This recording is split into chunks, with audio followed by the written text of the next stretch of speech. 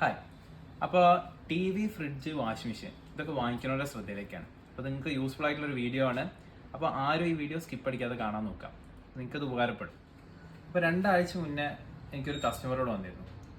അപ്പോൾ കസ്റ്റമർക്ക് ഒരു ഫ്രിഡ്ജ് കംപ്ലൈൻ്റ് ആണ്, ഫ്രിഡ്ജിന് തണുപ്പില്ല. അങ്ങനെ ഞാനത് ബുക്ക് ചെയ്ത് കൊടുത്തു. സർവീസ് സെൻറ്ററിൽ നിന്ന് ആൾ വന്നപ്പോഴാണ് ആ പ്രൊഡക്റ്റിന് വാറൻറ്റി ഇല്ല എന്ന് പറഞ്ഞത്. പ്രൊഡക്റ്റ് വാങ്ങിച്ചിട്ട് 2 മാസമേ ആയിട്ടുള്ളൂ.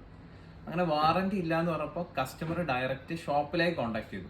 അപ്പോൾ ഷോപ്പിലേക്ക് കോൺടാക്ട് ചെയ്തപ്പോൾ ഷോപ്പ് നിലവിലില്ല. ഇപ്പോൾ 2 മാസം മുന്നേ വാങ്ങിയ ഫ്രിഡ്ജാണ്, അപ്പോൾ ഷോപ്പ് നിലവിലില്ല.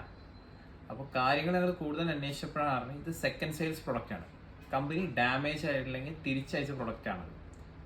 അങ്ങനെ അതിന് വാറൻറ്റി ഇല്ല. പക്ഷേ കസ്റ്റമറോട് പുള്ളിക്കാരൻ വാറൻറ്റി ഉണ്ട് എന്ന് പറഞ്ഞിട്ടാണ് കൊടുത്തത്. 10 വർഷം കംപ്രസർ വാറൻറ്റി ഉണ്ടെന്ന്. പക്ഷേ അതിപ്പോൾ അന്വേഷിച്ചപ്പോൾ അത് ഡീലർ വാറൻറ്റിയാണ്. അപ്പോൾ ഷോപ്പ് കൂട്ടിപ്പോയതിനാൽ കസ്റ്റമർക്ക് അത് വാറൻറ്റി കിട്ടാതെ. നിങ്ങൾ യൂട്യൂബേഴ്സിൻ്റെ കുറേ വീഡിയോസ് കണ്ടിട്ടുണ്ടാവും. 5000 രൂപയ്ക്ക് വാഷിംഗ് മെഷീൻ, 8000 രൂപയ്ക്ക് ഫ്രിഡ്ജുകൾ, 8000 രൂപയ്ക്ക് LED. അപ്പോൾ ഇതിൻ്റെയൊക്കെ ഇതെങ്ങനെയാണ് വിലയ്ക്ക് കൊടുക്കുന്നതെന്ന് പറഞ്ഞുതരാം. നമ്മൾ ബോർഡുകൾ കണ്ടിട്ടുണ്ടാവും, 60% ഡിസ്കൗണ്ട്, 70% ഡിസ്കൗണ്ട്, സെക്കൻഡ് സെയിൽസ് പ്രൊഡക്റ്റുകളെന്ന്. അപ്പോൾ ഈ സെക്കൻഡ് സെയിൽസ് പ്രൊഡക്റ്റുകളുടെ ഒരു പ്രൊഡക്റ്റാണ് ഇപ്പോൾ വാങ്ങിച്ചത് കസ്റ്റമർ. അപ്പോൾ സെക്കൻഡ് സെയിൽസ് പ്രൊഡക്റ്റുകൾ എന്ന് പറഞ്ഞു കഴിഞ്ഞാൽ കമ്പനി വാറൻറ്റി നൽകില്ല. ആദ്യം തന്നെ അതിന് ഡീലർ ആയിരിക്കും വാറൻറ്റി നൽകാം. എന്ന് വെച്ചാൽ കമ്പനി ഒഴിവാക്കിയ പ്രൊഡക്റ്റാണ്, അതിന് സീരിയൽ നമ്പറോ ഒന്നും ഉണ്ടാവില്ല.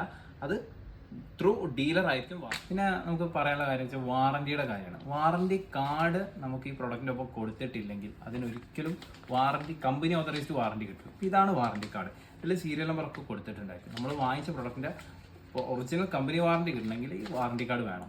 അത് മാത്രമല്ല, നിങ്ങൾ ശ്രദ്ധിക്കേണ്ടത് വെച്ചാൽ പ്രൊഡക്റ്റിൻ്റെ സീരിയൽ നമ്പർ അതിലുണ്ടോ. ഇങ്ങനത്തെ സെക്കൻഡ് സെയിൽസ് പ്രൊഡക്റ്റുകളൊക്കെ ആകുമ്പോൾ സീരിയൽ നമ്പറൊക്കെ കയറിയില്ല. കാരണം അത് കടകളിൽ നിന്ന് റിട്ടേൺ പോകുന്ന പ്രൊഡക്റ്റുകളാണ്. അതുപോലെ തന്നെ സെയിൽ ചെയ്തിട്ട് ചിലപ്പം മേജർ കംപ്ലയിൻറ്റ്സ് വരുന്ന പ്രൊഡക്റ്റ് റിട്ടേൺ പോകാം, ഡാമേജ് വരുന്നതൊക്കെ റിട്ടേൺ പോയി. അത് ഇങ്ങനത്തെ സെക്കൻഡ് സെയിൽസ് ടീമുകളാണ് വിൽക്കുക. അപ്പോൾ അത് നിങ്ങൾക്ക് വിൽക്കുമ്പോൾ ഡീലറായിട്ട് നിങ്ങൾക്ക് വാറൻറ്റി തരും. അപ്പോൾ ഒന്നുമില്ല, നമുക്ക് ഇലക്ട്രോണിക്സ് സാധനമാണ്. അപ്പോൾ ഒന്നും കൂടി സൂക്ഷിച്ച് നോക്കിയൊക്കെ എടുക്കുക. കാരണം വാറൻറ്റിയും സർവീസും അവൈലബിൾ ആയുള്ള പ്രൊഡക്റ്റുകൾ എടുക്കാൻ തന്നെ ശ്രദ്ധിക്കുക. ഇങ്ങനത്തെ സെക്കൻഡ് സെയിലുള്ള പ്രൊഡക്റ്റുകളൊക്കെ എടുക്കുമ്പോൾ എന്താ പ്രശ്നം എന്ന് വെച്ച് കഴിഞ്ഞാൽ അതിൻ്റെ വാറൻറ്റി സർവീസൊന്നും അവൈലബിൾ ആയിരിക്കില്ല. ഡിപ്പെൻസ് അപ്പോൾ ഷോപ്പായിരിക്കും. അപ്പോൾ ഡീലർ എന്നില്ലെങ്കിൽ അതിന് വാറൻറ്റി കിട്ടില്ല. നിങ്ങളിത് ഭാവിയിലേക്ക് ഉപയോഗിക്കുന്ന സാധനമാണ്. അതുകൊണ്ട് തന്നെ നിങ്ങളെ റിസ്കിൽ എടുക്കേണ്ടി വരും. ഇലക്ട്രോണിക്സ് ആയതുകൊണ്ട് തന്നെ ഏറ്റവും നല്ലത് ഓതറൈസ്ഡ് ഷോപ്പുകൾ പോയി എടുക്കുകയാണ് ഏറ്റവും ബെറ്റർ.